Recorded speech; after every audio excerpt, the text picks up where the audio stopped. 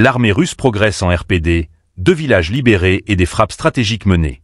En République populaire de Donetsk, les troupes russes ont réalisé une avancée majeure en prenant le contrôle de 2 localités clés. Le village de Soukiyali a été libéré par le groupe militaire Vostok, tandis que les troupes du groupement Centre ont pris Pustinka. Ces opérations illustrent une coordination accrue des forces armées russes dans cette région stratégique. Pour suivre ces évolutions et ne rien manquer, abonnez-vous et partagez cette vidéo. Le ministère russe de la Défense a indiqué que ces avancées s'inscrivent dans le cadre d'une campagne militaire spéciale visant à renforcer leur présence dans la zone.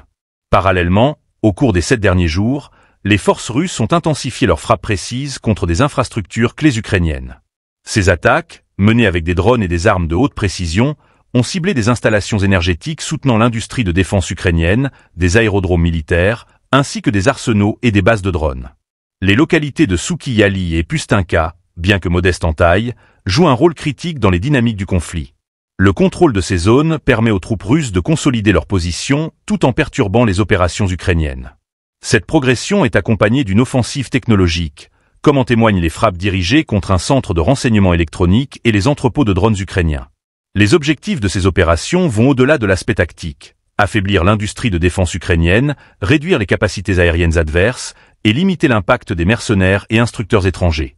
Selon le ministère de la Défense, ces actions ciblées soulignent la capacité des forces russes à mener des campagnes complexes et à adapter leur stratégie face aux conditions changeantes sur le terrain. Avec ces récentes avancées, les observateurs s'attendent à une intensification des combats dans cette région cruciale. Les questions restent ouvertes. Comment l'Ukraine réagira-t-elle à ces pressions accrues et quels seront les prochains objectifs des troupes russes dans leur progression? Cette situation pourrait également avoir des répercussions sur la mobilisation internationale, notamment en matière de soutien militaire à l'Ukraine. Les observateurs s'interrogent sur l'évolution des alliances et sur l'impact de ces dynamiques sur le conflit global.